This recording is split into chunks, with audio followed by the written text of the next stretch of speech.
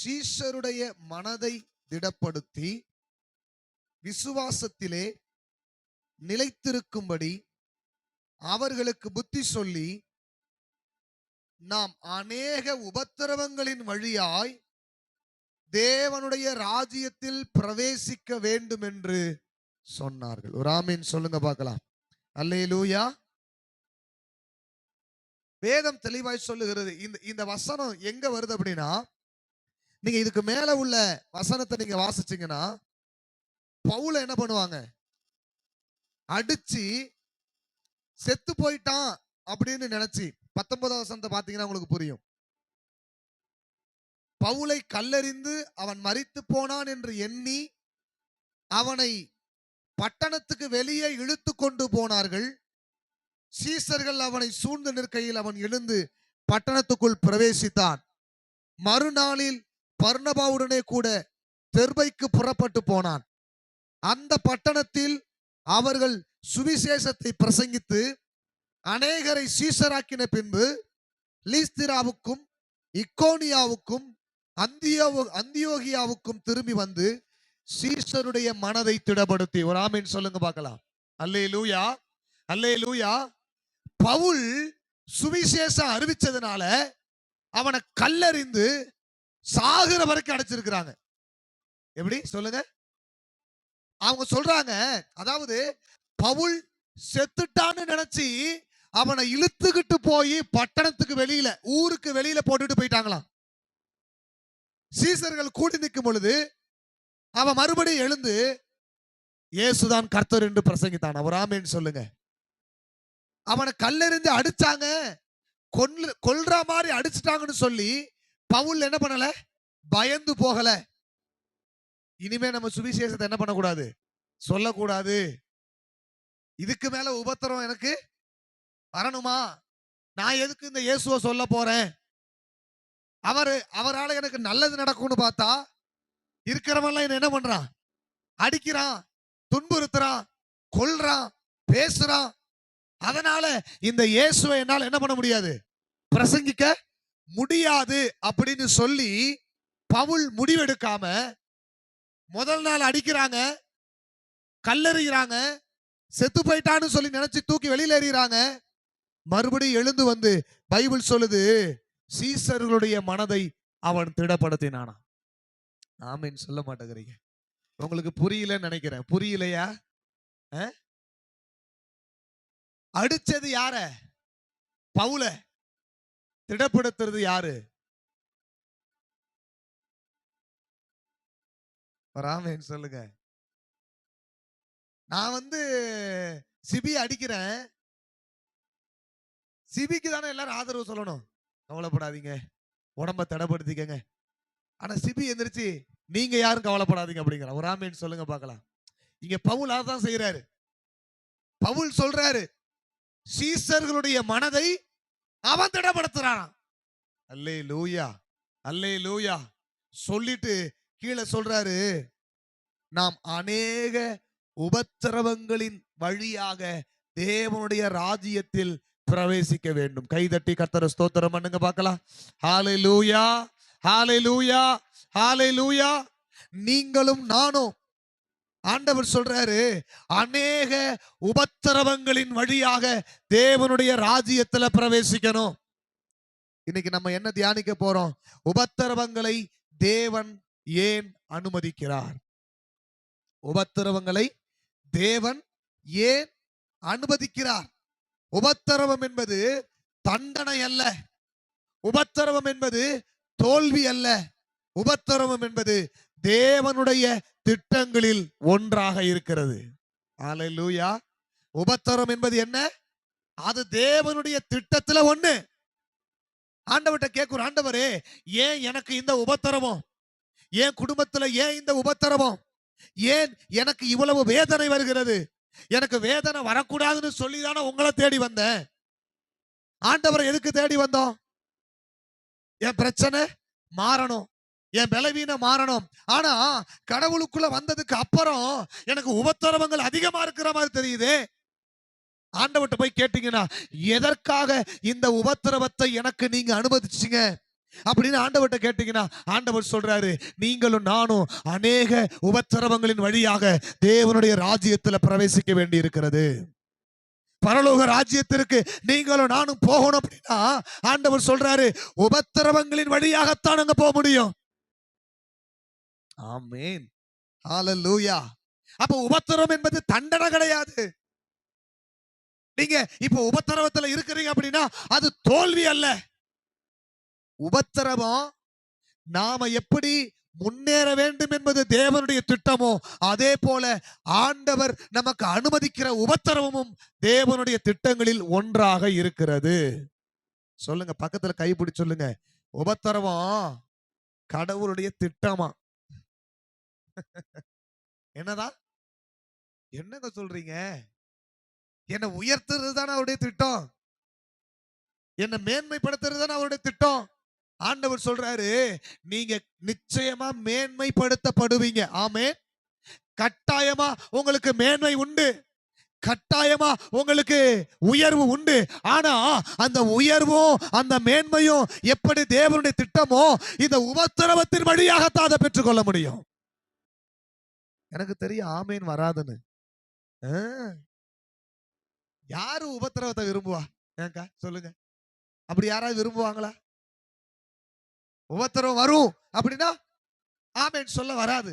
எதுக்கு அதை வந்து ஏற்கனவே உபத்திரவப்பட்டுக்கிட்டு தான் இருக்கிறேன்.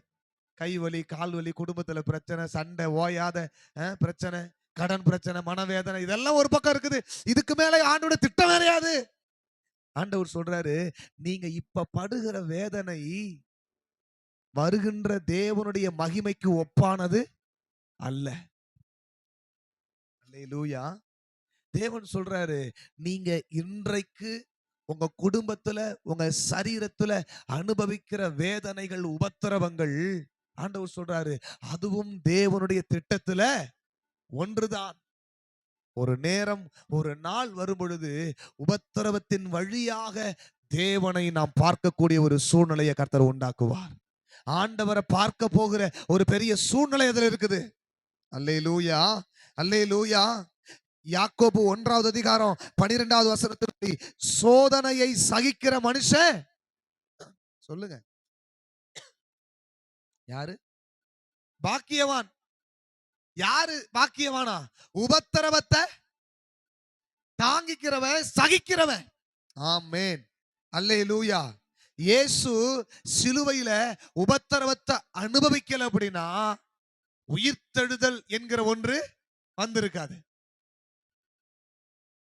நமக்கு ரட்சிப்புன்னு ஒண்ணு வந்து, அப்போ இயேசு கிறிஸ்துவாக இருந்தாலும் சரி, உபத்திரவங்களின் வழியாகத்தான் ஒரு மேன்மை இருக்குது. உபத்திரவங்களின் வழியாகத்தான் ஒரு உயர்வு இருக்குது. உபத்திரவத்துக்கு நடுவுல தான் கர்த்தர் நம்மை நடத்துகிறார். அல்லேலூயா, அல்லேலூயா. எல்லா பக்கமும் நெருக்கப்படுகிறோம். ஆனா கர்த்தர் சொல்றாரு, எல்லா பக்கமும் நெருக்கப்படுகிற உபத்திரவத்தின் சூழ்நிலை வந்தாலும் அதற்கு நடுவுல உனக்கு ஒரு மகிமையான ஒரு வாழ்க்கையை வச்சிருக்கிறேன்னு கர்த்தர் சொல்லுகிறார். அதற்கு நடுவுல ஒரு ஆசீர்வாதமான ஒரு வாழ்க்கை இருக்கிறது. அதற்கு நடுவுல ஒரு உயர்வான ஒரு வாழ்க்கை இருக்கிறது. எல்லா பக்கமும் அடி வருது, எல்லா பக்கமும் பிரச்சனை வருது. கூட இருக்கிறவனே பகைக்கிறாங்க, கூட இருக்கிறவங்களே நம்மள ஒரு மாதிரி பேசுறாங்க, நம்மள வேதனைப்படுத்துறாங்க, வேணும்னே நம்ம உள்ளத்தை நோகடிக்கிறாங்க. ஆனா கர்த்தர் சொல்றாரு, நீ கவலைப்படாத, இந்த உபத்திரமும் உன் வாழ்க்கையில நிரந்தரமானது கிடையாது. இதற்கு நடுவுல கர்த்தர் உன்னை அழகாய் நடத்த வல்லவராய் இருக்கிறார். அல்லேலூயா சொல்றீங்களா? ஆமென் சொல்றீங்களா? அந்த உபத்திரமும் தேவனுடைய திட்டத்துல ஒன்று. தேவனுடைய திட்டத்துல ஒன்றுனா என்ன அர்த்தம்? தேவன் உன்னை நிச்சயமாய் அந்த உபத்திரவத்திலிருந்து கைபிடிச்சு வெளியில கொண்டு வருவார். ஆமென். உபத்திரவத்திலிருந்து கைபிடிச்சு வெளியில கொண்டு வருவார். உன் பிள்ளைகளை அந்த உபத்திரவத்தின் குகையிலிருந்து கர்த்தர் உங்களை வெளியில கொண்டு வருவார். நிச்சயமாய் நடக்கும். பக்கத்துல கைபிடிச்சோம், நிச்சயமாய் நடக்கும், நிச்சயமா நடக்கும். நீங்க சொல்ற தைரியம் தான் அவங்களுக்கு. நீங்களே ஒரு அதெல்லாம் நிச்சயமா நடக்குங்க அப்படின்னீங்கன்னா, ஆமா இது எங்க நடக்க போகுது அப்படின்றாங்க. நீங்க பேசுற வார்த்தை பரவாயில்ல, கண்டிப்பா இந்த உபத்திரவத்திலிருந்து கர்த்தர் என்ன பண்ணுவாரு சொல்லுங்க, மீட்டு கொடுப்பாரு அப்படின்னு அவங்க நம்பணும். இப்ப பக்கத்துல கைப்பிடி சொல்லுங்க, நிச்சயமா நடக்கும், உபத்திரவம் இருக்காது. அல்லேலூயா. அல்லேலூயா. ஏன் ஆண்டவர் உபத்திரவத்தை நமக்கு அனுமதிக்கிறார்? 4 காரியத்தை நான் உங்களுக்கு பேச 5 காரியத்தை சொல்றேன். 1, விசுவாசத்தை காத்துக்கொள்ள சுதந்தரிக்க. 1 எதுக்கு? எல்லாரும் சொல்லுங்க. விசுவாசத்தை காத்துக்கொள்வதற்கு, சுதந்தரிப்பதற்கு. 1 பேதுரு 1வது அதிகாரம் 6-7 வசனம். எழுதிக்கிறவங்க எழுதிக்கோங்க. 2வது, பொறுமையை உண்டாக்குவதற்காக. உபத்திரவம் எதுக்கு? பொறுமையை உண்டாக்குவதற்காக. ரோமர் 5வது அதிகாரம் 3வது வசனம் 4வது வசனத்துல சொல்லப்பட்டிருக்கிறது. 3வது, உபத்திரவத்தை தேவன் ஏன் அனுமதிக்கிறார்னா, தேவனுடைய மகிமை நம் மூலமாக இந்த பூமியில வெளிப்படுவதற்காக. 3வது எதுக்கு? ஆண்டவருடைய மகிமை வெளிப்படுவதற்காக. யோவான் 9வது அதிகாரம் 2-3 வசனம். 4வது, தேவன் ஏன் உபத்திரவத்தை அனுமதிக்கிறார்? தாழ்மையை கற்றுக்கொள்ள. 4வது எதுக்கு? தாழ்மையை கற்றுக்கொள்ள. 2 கொரிந்தியர் 12வது அதிகாரம் 7-9 வசனங்கள். தாழ்மையை கற்றுக்கொள்ள. 5வது, நித்திய கன மகிமையை பெற்றுக்கொள்ள. 5வது எதுக்கு? நித்திய கன மகிமையை பெற்றுக்கொள்ள. 2 கொரிந்தியர் 4வது அதிகாரம் 17வது வசனம். நல்ல கவனிங்க. இந்த உபத்திரவம் என் வாழ்க்கையில கடினமானதா இருக்கிறது. என்னால அதை ஏற்றுக்கொள்ள முடியல. என் வாழ்க்கையில அதை சகிக்கிறதுக்கு ரொம்ப கஷ்டமா இருக்குது. ஆனாலும் ஆண்டவர் அந்த உபத்திரவத்தை நமக்கு என்ன பண்றாரு? அனுமதிக்கிறார். எதற்காக அனுமதிக்கிறார் அப்படின்னா, 1 நம்ம பார்த்தோம், விசுவாசத்தை மேன்மைப்படுத்த, விசுவாசத்தை காத்துக்கொள்ள, விசுவாசத்தை சுதந்தரிப்பதற்காக. விசுவாசம் இல்லாமல் ஒருவனும் தேவனை என்ன பண்ண முடியாது? பார்க்க முடியாது, தரிசிக்க முடியாது. ஆண்டவர் சொல்லுகிறார், நீங்க 1 பேதுரு 1வது அதிகாரம் 6வது 7வது வசனத்தை வாசிக்கலாமா? 1 பேதுரு 1:6-7. நல்ல கவனிங்க. இதிலே நீங்கள் மிகவும் சந்தோஷப்படுகிறீர்கள் என்றாலும் துன்பப்பட வேண்டியது அவசியமானதால் இப்பொழுது கொஞ்ச காலம் பலவிதமான சோதனைகளினாலே துக்கப்படுகிறீர்கள். இப்ப 7வது வசனம் அழகா சொல்லுது, அழிந்து போகிற பொன் அக்கினியினாலே சோதிக்கப்படும், அதை பார்க்கிலும் அதிக விலையேற பெற்றதாயிருக்கிற உங்கள் விசுவாசம் சோதிக்கப்பட்டு. ஒரு ஆமென் சொல்லுங்க பார்க்கலாம். அல்லேலூயா, அல்லேலூயா. தங்கம் நெருப்புல சோதிக்கப்படுகிறது போல தங்கத்தை விட விலையேற பெற்றது உங்க விசுவாசம். ஒரு ஆமென் சொல்லுங்க. அழிந்து போகிற இந்த பொன் நகைகளை விட, ஆபரணங்களை விட உங்க விசுவாசம் விலையேற பெற்றதா. ஆண்டவர் சொல்றாரு, அந்த விலையேற பெற்ற விசுவாசத்தை ஆண்டவருக்கு முன்னாடி எப்படி காப்பாற்ற முடியும் அப்படின்னா, இந்த உபத்திரவத்தின் மூலமாக. ஒரு அல்லேலூயா சொல்லுங்க. அல்லேலூயா. உபத்திரவம் எப்படி தெரியுமா? இந்த உபத்திரவம் தான் உங்க விசுவாசத்தை சுத்திகரிக்கிறது. ஆமென் சொல்லுங்க. அல்லேலூயா. தங்கத்தை அக்கினி சுத்திகரிக்குதா. அக்கினியோட வேலை என்ன? தங்கத்துக்கு தங்கத்துல இருக்கிற அழுக்கையும் களிமை என்ன பண்ணுது? நீக்குது. அதுபோல இந்த உபத்திரவம் உங்க விசுவாசத்துல இருக்கிற அழுக்கையும் களிமையும் நீக்கி உங்களை சுத்திகரிக்க வல்லமையுள்ளதா இருக்கிறது. புரியுதா? எதற்காக ஆண்டவர் உபத்திரவத்தை உங்க குடும்பத்துல அனுமதிக்கிறார் தெரியுமா? ஆபரணங்களை விட விலை அதிகமான, விலையேற பெற்ற விசுவாசத்தை சுத்தமாக்குவதற்காக கர்த்தர் நம்முடைய வாழ்க்கையில் உபத்திரவத்தை அனுமதிக்கிறார். அல்லேலூயா, அல்லேலூயா. சும்மா ஏதோ ஒரு காரணத்துக்காக உபத்திரவம் வருதுன்னு நினைக்க கூடாது. உபத்திரவம்னு ஒண்ணு வந்துச்சுன்னா நல்லா புரிஞ்சுக்கணும், என் விசுவாசம் இப்ப சுத்தமாகிட்டு இருக்குது. அல்லேலூயா. என் விசுவாசம் என்ன ஆயிட்டு இருக்குது? சுத்தமாயிட்டு இருக்குது. நாளுக்கு நாள் எனக்கு பிரச்சனை அதிகமாயிட்டே இருக்கிற மாதிரி இருக்குது. நெருக்கப்படுற மாதிரி இருக்குது. நான் நினைச்சது நடக்க மாட்டேங்குது. நான் ஜெபம் பண்றேன். ஆனா என் வாழ்க்கையில அந்த ஜெபத்துக்கு பதிலே வர மாட்டேங்குது. எதற்காக ஆண்டவரே இந்த சோதனை? எதற்காக இந்த உபத்திரவம் அப்படின்னு ஆண்டவர்கிட்ட கேட்டீங்கன்னா, ஏன் எனக்கு இதை அனுமதிச்சீங்க? ஆண்டவர் சொல்றாரு, உன் விசுவாசத்தை நான் சுத்தமாக்கிக்கிட்டு இருக்கிறேன். உன் விசுவாசத்தை நான் இன்னும் பரிசுத்தப்படுத்திக்கிட்டு இருக்கிறேன். அல்லேலூயா, அல்லேலூயா. அழிந்து போகிற தங்கத்திற்கு அக்கினி எவ்வளவு முக்கியமோ அதே போல விலையேற பெற்ற விசுவாசத்திற்கு உபத்திரவங்கள் முக்கியமாயிருக்கிறது. நம்முடைய குடும்பத்துல, நம்முடைய வாழ்க்கையில நம்ம படுகிற வேதனை நம்முடைய விசுவாசத்தை இன்னும் அதிகமாய் சுத்தமாக்கி கொண்டிருக்கிறது. என்னை கேட்டுக்கொண்டிருக்கிற என் தேவனுடைய பிள்ளைகளே, விசுவாச மக்களே, ஆண்டவர் சொல்றாரு, உபத்திரவத்தை பார்த்து பயந்து போகாதீங்க. பிரச்சனையை பார்த்து பயந்து போகாதீங்க. ஒரே கொடுமையா இருக்குது என் வாழ்க்கையில, பயந்து போயிடாதீங்க. ஆண்டவர் சொல்றாரு, உங்க விசுவாசத்திற்கு இந்த உபத்திரவம் தேவைப்படுகிறது. இந்த உபத்திரம் வரும்போதுதான் உண்மையாகவே அவர்கள் சீஷர்களா இருக்கிறார்களா இல்ல தேவைக்காக கடவுளை தேடுகிறார்களா என்பது தெரிய வரும். எத்தனை பேருக்கு நான் சொல்றது புரியுது? உண்மையாகவே ஆண்டவரை தேடுகிறவருடைய வாழ்க்கையில விசுவாசம் சுத்தமாகி பலமாகிட்டே இருக்கும். உபத்திரவம் பெருக பெருக கடவுள் மேல இருக்கிற நம்பிக்கை என்ன பண்ணிட்டே இருக்கும்? பெருகிட்டே இருக்கும். வியாதி ஒரு பக்கம் வியாதி பெருகிட்டே இருக்கிற மாதிரி இருக்கும். ஆனா இன்னொரு பக்கம் ஜெபமும் உபவாசமும் கடவுளோட இருக்கிற அந்த நேரமும் அதிகமாயிட்டே இருக்கும். ஆனா தேவைக்காக வருகிறவர்கள் உபத்திரவம் அதிகமாகும் பொழுது கடவுளை விட்டு என்ன பண்ணுவாங்க? விலகி போயிட்டே இருப்பாங்க, பின்னாடி போயிட்டே இருப்பாங்க. இந்த இயேசு எனக்கு தேவையில்லை. இந்த சர்ச்சுக்கு வந்ததுக்கு அப்புறம் தான் எனக்கு என்ன ஆயிடுச்சு? சொல்லுங்க, பிரச்சனை அதிகமாயிடுச்சு. ஆனா வேதம் சொல்லுகிறது, நீங்களும் நானும் அநேக உபத்திரவங்களுக்கு வழியாக, உபத்திரவங்கள் நடுவாக தேவனுடைய ராஜ்யத்துல பிரவேசிக்க வேண்டும் என்று கர்த்தர் சொல்லுகிறார்.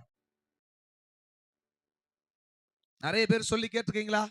சர்ச்சுக்கு வர்றதுக்கு முன்னாடி கூட நான் நல்லா இருந்தேன், சபைக்கு வந்ததுக்கு அப்புறம் ஒரே உபத்திரவமா இருக்குது, ஒரே வேதனையா இருக்குது, எந்த பக்கம் பார்த்தாலும் என் வாழ்க்கையில ஒரே பிரச்சனையா இருக்குது. ஆண்டவர் சொல்றாரு, நீ சோதிக்கப்பட்டு கொண்டிருக்கிறார். ஆமென் சொல்லுங்க. அல்லேலூயா. நீ சோதிக்கப்பட்டு கொண்டிருக்கிறாய். உன்னுடைய விசுவாசத்தை கர்த்தர் சுத்தமாக்கி கொண்டிருக்கிறார்.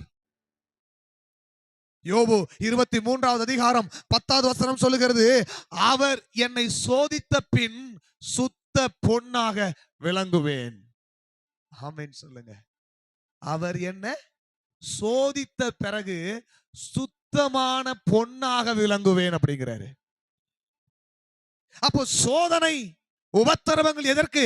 என்னை சுத்தவானாக மாற்றுவதற்காக, என் விசுவாசத்தை சுத்தமாய் மாற்றுவதற்காக, என் ஆவிக்குரிய வாழ்க்கையை இன்னும் ஒருபடி பரிசுத்தத்தில் என்னை மேன்மைப்படுத்துவதற்காக தேவன் எனக்கு உபத்திரவங்களை அனுமதிக்கிறார்.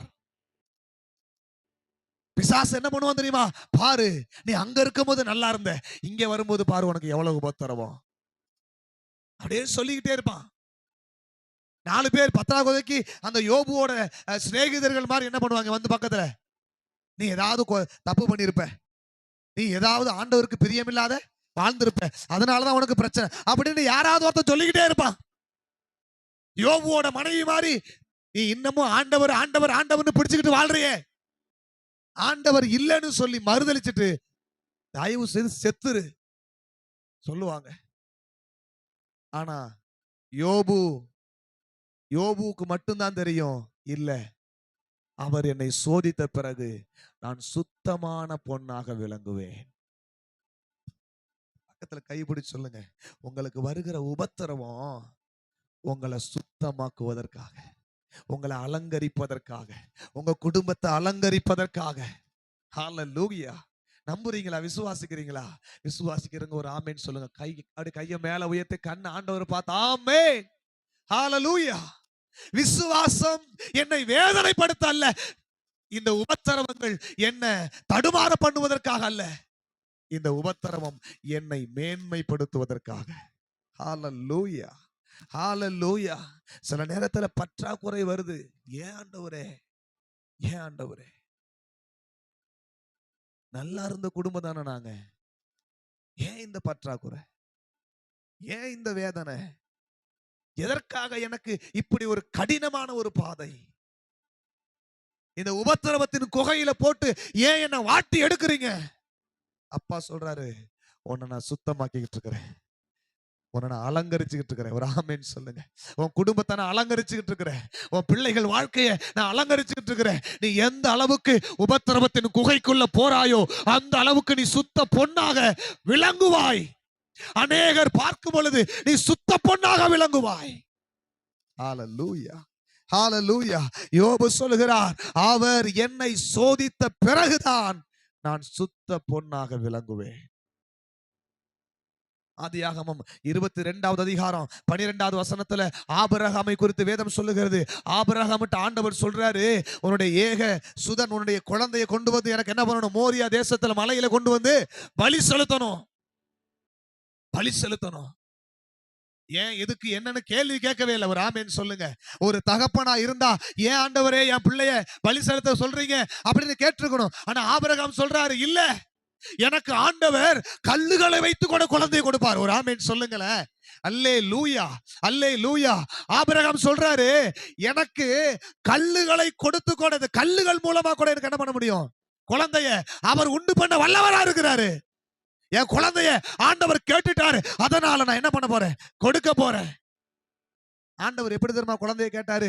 உன் பிள்ளைய கொண்டு வந்து பலிபீடம் கட்டி பலிபீடத்தின் மேல அவனை படுக்க வச்சு அவன் கழுத்தை வெட்டி துண்டு துண்டா நறுக்கி அவனை தகனமா பலி செலுத்தணும், நெருப்பு வச்சு எரிக்கணும். ஒரு தகப்பன் அதை செய்ய முடியுமா? அல்லேலூயா. பாருங்க, இந்த ஆபிரகாமுடைய வாழ்க்கையில இப்படி ஒரு உபத்திரவம் வரும் பொழுது அசைக்கப்படவே இல்லை. ஆமென் சொல்லுங்க. தேவன் ஒரு காரியத்தை என் வாழ்க்கையில அனுமதிக்கிறார் அப்படின்னா அதற்கு ஒரு காரணம் இருக்கிறது. அல்லேலூயா. எல்லாம் ரெடி பண்ணியாச்சு, கத்தியையும் ஓங்கிட்டாரு. நான் குழந்தைய கொல்றதுக்கு ஒரு சத்தம் கேட்குது, ஆபிரகாமே உன் பிள்ளை ஆண்டாள் மேல கைய போடாத. அடுத்து சொல்றாரு, நீ கர்த்தருக்கு பயப்படுகிறவன் என்பதை இதனாலே நான் அறிந்து கொண்டேன் அப்படிங்கிறார். அல்லேலூயா சொல்லுங்க, ஆமென் சொல்லுங்க. தேவன் ஒரு குடும்பத்துல ஒரு தனிப்பட்ட வாழ்க்கையில உபத்திரவத்தை அனுமதிக்கிறார் அப்படின்னா கண்ணை மூடிக்கிட்டு சொல்லணும், கர்த்தர் என்னை இதிலும் மேலானதை பார்க்க வைக்க போகிறார். ஆண்டவர் சொல்றாரு ஆபிரகாமை பார்த்து, நீ தேசத்திற்கு விசுவாசத்தின் தந்தையாக அழைக்கப்படுகிற ஒரு ஆசீர்வாதத்தை கர்த்தர் அவனுக்கு கொடுத்தார். இன்னைக்கு உலகமே விசுவாசத்தின் தந்தை அப்படின்னா யார் சொல்றோம்? ஆபிரகாம். அல்லேலூயா, அல்லேலூயா. உபத்திரவம் எதுக்காக வருது? உங்களை பலப்படுத்துவதற்காக, உங்களை அலங்கரிப்பதற்காக, உங்க வாழ்க்கையை அலங்கரிப்பதற்காக, உங்க குடும்பத்தை அலங்கரிப்பதற்காக. உபத்திரவம் உங்களை கஷ்டப்படுத்தல. நல்லா புரிஞ்சுக்கோங்க. பிசாசுகிட்டே இருந்து வர்ற பிரச்சனை உபத்திரவங்க தான் உங்க வாழ்க்கையை கடினமான ஒரு சூழ்நிலையா மாத்துமே தவிர, கடவுள் அனுமதிக்கிற சோதனை உங்களை சுத்த பொன்னாக விளங்க வைக்கும், உங்களை மேன்மைப்படுத்தும், உங்களை அலங்கரிக்கும், உங்க வாழ்க்கையை அடுத்த கட்டத்துக்கு நேரா கொண்டு செல்லும். அல்லேலூயா, அல்லேலூயா. முதலாவது, உபத்திரவங்களை தேவன் ஏன் அனுமதிக்கிறார்? விசுவாசத்தை சுத்திகரிக்க, உங்க உங்க நம்பிக்கையை இன்னும் பலப்படுத்துவதற்காக. இன்னும் ஆண்டவர் மேல ஒரு ஆழமான ஒரு பலமான நம்பிக்கை உள்ளவங்களா மாறுங்க. இன்னும் கடவுளை நம்ம சொல்லணும், ஆண்டவரை இன்னும் நம்புவேன். எனக்கு பிரச்சனைகள் 1000 இருந்தாலும் எல்லாவற்றிலும் முதன்மையாக உங்களை நான் வச்சிருக்கிறேன்னு சொல்லுங்க. உங்களை கர்த்தர் அப்படி கைப்பிடிச்சு நடத்துவார் பாருங்க.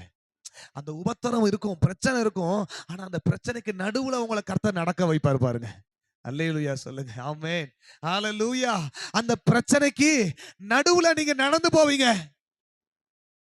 சாத்ராக், மேஷாக், ஆபேத்நேகோ அக்கினிக்குள்ள கடக்குறாங்க, எரிகிற சூளைக்குள்ள இருக்கிறாங்க. ஆனா பைபிள் சொல்லுகிறது, நெருப்பு அவர்களை என்ன பண்ணல? பற்றவில்லை, தொடவில்லை. ஃபுல்லா நெருப்பா இருக்குது. அந்த நெருப்புக்கு இடையில தேவன் அப்படியே வந்து நின்னுட்டார். ஒரு ஆமென் சொல்லுங்க பார்க்கலாம். அதுதான் உங்க உபத்திரவத்துக்கு நடுவுல தேவன் அப்படி வந்து நின்றுவாரு. ஏற்கனவே ஒரு சாட்சி சொல்லியிருப்பேன்னு நினைக்கிறேன், ஞாபகம் இருக்கான்னு தெரியல. வெளிநாட்டுல ஒருத்தர் வந்து வேலைக்கு போயிருக்கிறாரு. வேலைக்கு போற இடத்துல பேங்க்ல திடீர்னு கொள்ளையர்கள் வந்துட்டாங்களாம். கொள்ளையர்கள் வந்துட்டாங்க. கொள்ளைக்காரங்க வந்த உடனே கன் கன் எடுத்துட்டு எல்லாத்தையும் மிரட்டிக்கிட்டு இருக்கிறாங்க. எல்லாரும் ஒரு ஒரு ரூம்ல போய் போட்டு அடைச்சிட்டாங்களாம். இவர் மட்டும் ரட்சிக்கப்பட்டவர். அவர் சொல்றாரு, ஒருத்தரை வந்து சுட்டு, அதாவது வெளிநாட்டுல கன்னை ஒருத்தன் எடுத்துட்டான்னா ஒருத்தனை சுட்டுட்டு தான் அடுத்து என்ன பேசணுமோ பேசுவான் அப்படின்னு சொல்லி. இவர் தான் எதுக்க கரெக்டா நிக்கிறாராம். அவன் துப்பாக்கி அப்படி வச்சிருக்கிறானா. அப்ப ஜெபம் பண்ணார், ஆண்டவரே நீங்க என்னை இந்த இடத்துக்கு கொண்டு வந்ததற்கு ஒரு நோக்கம் இருக்குது. ஆனாலும் என்ன உங்க சித்தத்துக்கு நான் என்ன பண்றேன், ஒப்பு கொடுக்கிறேன். அல்லேலூயா. அவர் சொல்றாரு, இந்த ஜெபத்தை பண்ணுனதுக்கு அப்புறம் நான் ஆவியில உணர்ந்தேன், அந்த துப்பாக்கிக்கு இப்படி அமுக்குனா என்ன ஆகும், புல்லட் வெளியில வந்துரும். இந்த விரலுக்கும் இந்த இடையிலையும் அவரோட விரல் இருந்ததை நான் பார்த்தேன் அப்படிங்கிற. அவன் அப்படி அமுக்காத அளவுக்கு அதை அவர் என்ன பண்ணாரா, இப்படி இப்படி தடுத்துக்கிட்டு இருந்தாரா. உங்க உபத்திரவத்துக்கு நடுவுல உங்களை தேவன் அப்படியே பாதுகாக்கிறத நீங்க இனி பாப்பீங்க. இந்த மார்ச் மாசத்துல இந்த 1ஆம் தேதி கர்த்தர் உங்களுக்கு சொல்லுகிற வாக்குத்தத்தமா அதை எடுத்துக்கோங்க. இந்த உபத்திரவத்துக்கு நடுவுல கர்த்தருடைய கரம் உங்களை அப்படியே பாதுகாக்கும். உங்களை பாதுகாக்கும். உங்களை பாதுகாக்கும். அவர் கை உங்க கூட இருக்கும். ஆமென் சொல்லுங்க. ஹல்லேலூயா, ஹல்லேலூயா. அடிகளும் வேதனைகளும் பிரச்சனைகளும் அவமானங்களும் உங்க வாழ்க்கையில வரலாம். ஆனா கர்த்தர் சொல்லுகிறார், இவை அனைத்தும் உன்னை மேன்மைப்படுத்துவதற்காக. உன்னை எந்த இடத்துல நீ அவமானப்படுத்தப்பட்டாயோ, எந்த இடத்துல நீ உபத்திரவங்களை அனுமதிக்கிறாரோ, ஆண்டவர் சொல்றாரு, அதே இடத்துல கர்த்தர் நீ முக்கியமான ஒரு நபராய் நிற்பாய் என்று கர்த்தர் சொல்லுகிறார். இந்த மார்ச் மாசத்துல கர்த்தர் உங்களுக்கு கொடுக்கிற வாக்குத்தத்தம் அதை எடுத்துக்கொள்ளுங்க. ஹல்லேலூயா, ஹல்லேலூயா. உங்களை தலை நிமிர்ந்து நடக்க பண்ணுகிற கர்த்தர் நம்மளோடு கூட இருக்கிறார். ஹல்லேலூயா, ஹல்லேலூயா. அக்கினிக்கு நடுவுல கர்த்தர் எப்படி அந்த 3 நபரை பாதுகாத்தாரோ, அதே போல கர்த்தர் உங்களை இந்த உபத்திரவத்தின் குகையில அனுமதிக்கிறார். அப்படின்னா அந்த இடத்துல அவர் இல்லாம போக மாட்டார். ஆமென் சொல்லுங்க பார்க்கலாம். அனுமதிக்கிறார் அப்படின்னா அந்த இடத்துல அவர் இல்லாம போக மாட்டாரு. சாத்ராக், மேஷாக், ஆபேத்நேகோவை கர்த்தர் அனுமதிக்கிறார் அப்படின்னா அந்த இடத்துல ஆண்டவருக்கு தெரியும், நீ உள்ள போ, அதுக்கப்புறம் நான் உள்ள வந்துருவேன். ஆமென் சொல்லுங்க பார்க்கலாம். நீ உள்ள போ, அந்த அக்கினியா நான் இருக்கிறாங்க. இந்த உலக அக்கினி உன்னை பற்றி பிடிக்காது. இந்த உலக அக்கினி உன் குடும்பத்தை பற்றி பிடிக்காது. அது உன்னை எரிச்சிட முடியாது. உன் குடும்பத்தை எரிச்சிட முடியாது. உன் வாழ்க்கையை எரிச்சிட முடியாது. காரணம், அதை விட பல மடங்கு அதிகமான வல்லமையுள்ள கர்த்தர் நம்மோடு கூட இருக்கிறார். உபத்திரவங்கள் உன்னை ஒரு நாளும் வேதனைப்படுத்த அவர் விடமாட்டார். கர்த்தர் விடமாட்டார். அல்லேலூயா. எத்தனை பேர் ஆண்டவரை நம்புறீங்க சொல்லுங்க. உங்களை நம்புற ஆண்டவரே, எனக்கும் பிரச்சனைக்கும் நடுவுல என் கர்த்தர் இருக்கிறார், என் கர்த்தர் இருக்கிறார், என் கர்த்தர் இருக்கிறார். சில சொல்லுவீங்க, ஒரு அடி தூரம் தாங்க. எப்படி? ஒரு அடி தூரம் தாங்க எனக்கும் பிரச்சனைக்கும், எனக்கும் மரணத்துக்கும், எனக்கும் என்னுடைய அசௌகரியமான வாழ்க்கைக்கும் ஒரு அடி தூரம் தான். ஆண்டவர் சொல்றாரு, அந்த ஒரு அடி இடைவெளியில உனக்கு பாதுகாப்பா என் கை வந்து நிற்கும், என் கை வந்து நிற்கும், என் கை வந்து நிற்கும். எத்தனை பேர் நம்புறீங்க அந்த இயேசுவை? உங்களை ஆண்டவர் உபத்திரவத்தின் குகையில அனுமதிக்கிறார்னு யோசிக்காதீங்க. அதுக்கு நடுவுல தான் உங்க தலை நிமிர போகிறது. உங்க குடும்பத்தின் வாழ்க்கையை கர்த்தர் நிமிர வைக்க போகிறார். உங்களுடைய தேவைகள் அதுலதான் சந்திக்கப்படும். அந்த இடத்துல போய் சாத்ராக், மேஷாக், ஆபேத்நேகோ கத்தல. ஏன் ஆண்டவரே கத்தல? ஆபிரகாம் கத்தல. ஆண்டவரே நீங்க தானே எனக்கு கொடுத்த ஒரே குழந்தையாச்சு, கத்தல. பவுல் கத்தல. ஆண்டவரே நான் பாட்டுக்கு யூதனா இருந்தேன், நான் பாட்டுக்கு ஏதோ ஒண்ணு செஞ்சுட்டு போயிருப்பேன், என்ன நீங்க தான் அழைச்சீங்க, என்ன நீங்க தான் தெரிஞ்சு கொண்டீங்க. அங்க இருந்தா கூட நல்லா இருந்திருப்பேன், இங்க வந்தா என்னை எல்லாரும் அடிக்கிறான், வேதனை கல்லெறிஞ்சு சாகுற அளவுக்கு அடிக்கிறான். கத்தல. எழும்பி நின்று நீங்கள் திடமாயிருங்கள் என்று தைரியப்படுத்தினான். நீங்களும் நானும் இப்படிப்பட்ட உபத்திரவங்களின் நடுவாக தேவனுடைய ராஜ்யத்திற்கு போக வேண்டியிருக்கிறது. பாதை கடினமான பாதை தான், ஆனா ஆசீர்வாதம் மேன்மையானது. அல்லேலூயா. நீங்களும் நானும் போகிற பாதை ரொம்ப கடினமானது, முள்ளுகள் நிறைந்த பாதை, வேதனை நிறைந்த பாதை, சுகம் இல்லாத ஒரு பாதை, ஆசீர்வாதம் இல்லாத ஒரு பாதையாக இருக்கலாம். ஆனா ஆண்டவர் சொல்றாரு, அது தொடர்ந்து உன் வாழ்க்கையில நீடிக்காது. கடைசி வரைக்கும் நீ உபத்திரவத்திலே வாழ்ந்துருவன்னு யோசிக்காதீங்க. நீங்கள் சுத்த பொன்னாக விளங்குகிற ஒரு காலம் இருக்கிறது. ஹalleluya, ஹalleluya. நீங்கள் சுத்த பொன்னாக, அது அடுத்த அடி, அடுத்த ஸ்டெப். நீங்க சுத்த பொன்னாக விளங்குவது, உங்களை மேன்மைப்படுத்துவது. அதற்கு முன்னாடி கொஞ்ச காலம் இயேசுவுக்காக, கிறிஸ்துவுக்காக இந்த பாடுகளை சகிக்க வேண்டியது நமக்கு ஏற்றதா இருக்கிறது. நமக்கு ஏற்றதா இருக்கிறது. இயேசு கிறிஸ்துவே இந்த உலகத்தின் தெய்வமாக இருந்த இயேசுவாக இருந்தாலும் ஒரு நேரம் அவர் சிலுவையில் அடிக்கப்பட வேண்டியது அவசியமா இருந்தது. உபத்திரவம் நேரடியாக கொண்டு போய் சிலுவையில் அடிச்சிருக்கலாம்ல.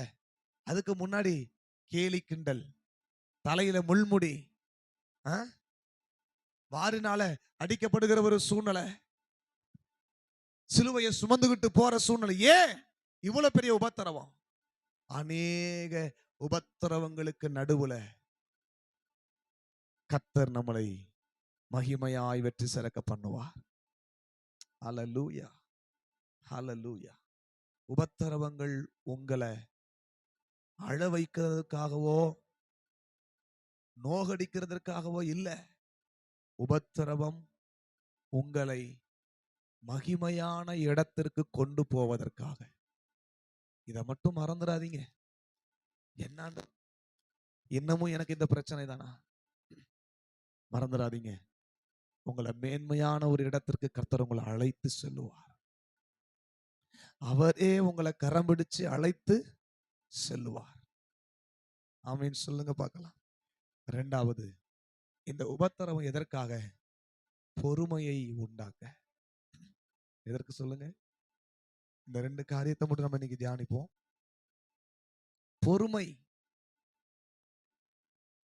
யோசேப்பை குறித்து வேதம் சொல்லுகிறது, தனக்கு வந்த எல்லா பிரச்சனைகளிலும் அவன் பொறுமையாயிருந்து தேவன் தனக்கு ஒரு பெரிய தீர்க்க தரிசனமான ஒரு காரியத்தை கொடுத்திருக்கிறார் என்பதன் மேல அவன் நம்பிக்கையா இருந்ததுனால அவன் எந்த இடத்துலயும் விழுந்து போகல. ஆமேன்னு சொல்லுங்க. பொறுமையா இருந்தாரு. பொறுமை, பொறுமை நமக்கு ரொம்ப அவசியம். அவசியமா அவசியம் இல்லையா? 1 சாமுவேல் 13வது அதிகாரம் 8-14 வசனம் வாசிச்சு பாத்தீங்கன்னா, சாமுவேல் தீர்க்கதரிசி வர்றதுக்குள்ள சவுல் என்ன பண்ணிடுவாரு? பலிய செலுத்திடுவாரு. அவன் பொறுமை இழந்ததுனால அதற்கு அப்புறம் அவனுடைய ராஜா அப்படிங்கிற மேன்மையே அவனை விட்டு என்ன பண்ணிடுச்சு? நீங்கிடுச்சு. உபத்திரவங்கள் எதற்காக சொல்லுங்க? எங்கங்க என்னால பொறுமையா இருக்க முடியுது? ஒரு அளவுக்கு மேலதான். அதுக்கப்புறம் அட்டி பிசுறு தட்டிடுவேன் அப்படிங்கிறீங்களா? என்ன சிபி, நான் எங்க என்ன தட்டுறேன்? என்னைதான் தட்டுறாங்கங்கிறியா? இல்ல, எல்லா கிறிஸ்தவ வாழ்க்கையிலையும் இது ஒரு பிரச்சனை இருக்குது. ஒரு அளவுக்கு மேல போயிடுச்சுன்னா அப்புறம் நம்மளும் என்ன பண்ணிடுறோம்?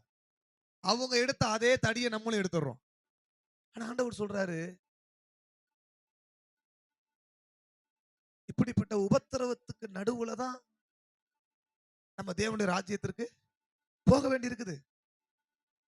அப்போ இந்த உபத்திரவத்தை ஏன் ஆண்டவர் அனுமதிக்கிறாரு? நான் எப்படிப்பட்ட குணம் உள்ளவன் என்பதை விளங்க பண்ணுவதற்காக. சில பேர் பாத்தீங்கன்னா 6 நாளும் வேலையே இருக்காது. கரெக்டா 7வது நாள் ஞாயிற்றுக்கிழமை என்ன வந்துடும்? வேலை வந்துடும்.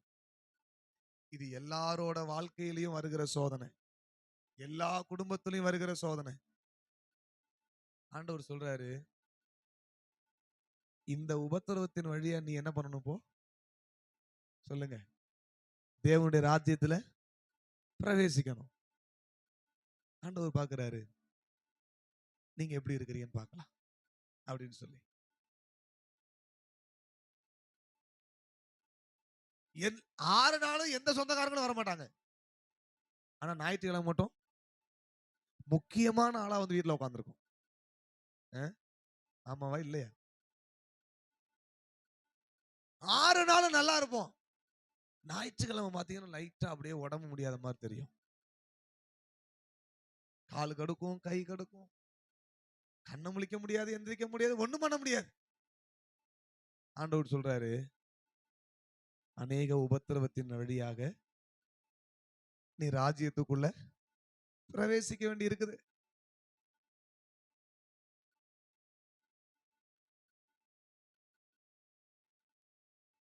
சண்டை வரும், குடும்பத்துல தகராறு போயிட்டு இருக்கும். ஆண்டவர் உட்கார்ந்து பார்த்துட்டு இருப்பாரு, என் பிள்ளைக்கு ஒரு உபத்திரவத்தை நான் அனுமதிச்சிருக்கிறேன். ஒரு பெரிய நம்பிக்கையோட உட்கார்ந்துருப்பாரு. என்ன தெரியுமா? என் புள்ள கண்டிப்பா பொறுமையா இருக்கும் அப்படின்னு. என் புள்ள கண்டிப்பா பொறுமையா இருக்கும் அப்படின்னு நினைச்சிட்டு இருக்கும்போது திடீர்னு எழும்பும் பாருங்க ஒரு சண்டை. இருக்கீங்களா? எல்லாரும் இங்கதான் இருக்கீங்களா? வெளியூர்ல இருக்கீங்களா? ஆண்டவர் அதுதான் போ அப்படின்ட்டு போயிடுவார். பொறுமை, பொறுமை. வசனம் சொல்லுது, உபத்திரவம், நீ சோதிக்கப்படுகிறாய், சோதிக்கப்பட்ட பிறகு இந்த பொறுமை என்கிற இந்த சோதனையில நீ சுத்த பொன்னாக விளங்கணும். ஆமென்.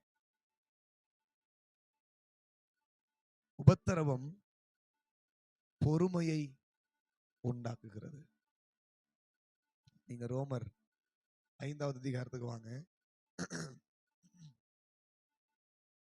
ரோமர் 5வது அதிகாரம் 3வது வசனம் பாருங்க. அது மாத்திரமல்ல, உபத்திரவத்தையும் பொறுமையையும், பொறுமை பரீட்சையையும், பரீட்சை நம்பிக்கையையும் உண்டாக்குகிறது என்று நாங்கள் அறிந்து, 4வது வசனம் சொல்லுகிறது, உபத்திரவங்களிலேயும் மேன்மை பாராட்டுகிறோம். எப்படி? உபத்திரவங்களிலேயும்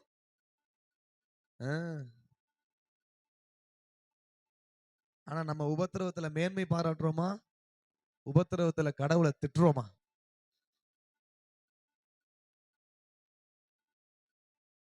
ஆண்டவர் சொல்றாரு, உங்களுக்கு அனுமதிக்கிற எல்லா உபத்திரவங்களும் என் அளவுக்கு உள்ளது இல்லை அப்படிங்கிற. பைபிள்ல ஒரு வசனம் சொல்லுது, நீங்கள் இன்னும் ரத்தம் சிந்தப்படத்தக்கதாக இன்னும் என்ன பண்ணல, உபத்திரவத்தை அனுமதிக்கல. பாடுகள் ரத்தம் சிந்தற அளவுக்கு உங்களுக்கு என்ன பாடு வரல. அப்ப ரத்தம் சிந்தற அளவுக்கு பாடு வருமா அப்படிங்கிற ஒரு கேள்வி இருக்குல்ல.